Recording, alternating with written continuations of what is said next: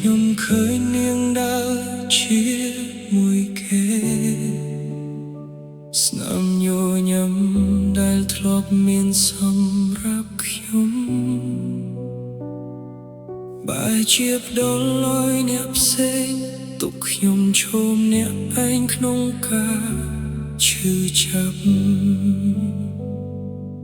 ខ្ញុំនៅចាំថ្ងៃដែលនាងសន្យាថាស្នេហ៍យើងមិនប្រែប្រួល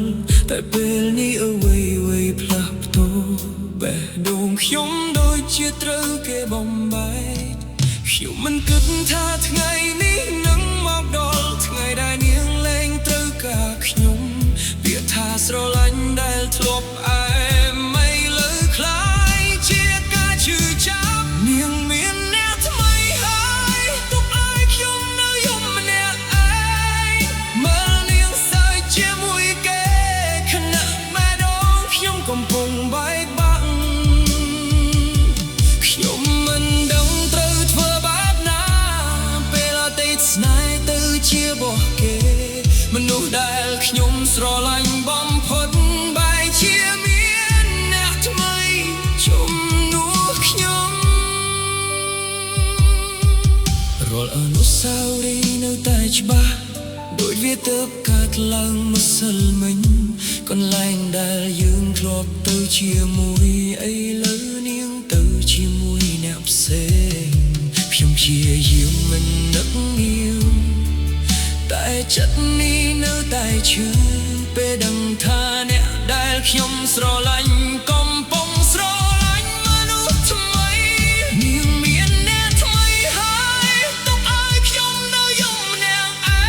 ងមើលនាងសើចជាមួយគេខណៈបេះដូងខ្ញុំកំពុងបែកបាក់ខ្ញុំមិនដឹងត្រូវធ្វើបែបណាពេលអតីតស្នេហ៍ទៅជារបស់គេមនុស្សដែលខ្ញុំស្រឡាញ់បំផុតបែរជាមានអ្នកថ្មីជំនួសខ្ញុំបើសិនស្នេហ៍យើងមិនគ្រប់គ្រាន់ហេតុអ្វីឲ្យខ្ញុំស្រឡាញ់ខ្លាំងបែបនេះឥឡូវខ្ញុំមានតែទឹកភ្នែកនិងបេះដូងដែលគ្មានអ្នកព្យាបាល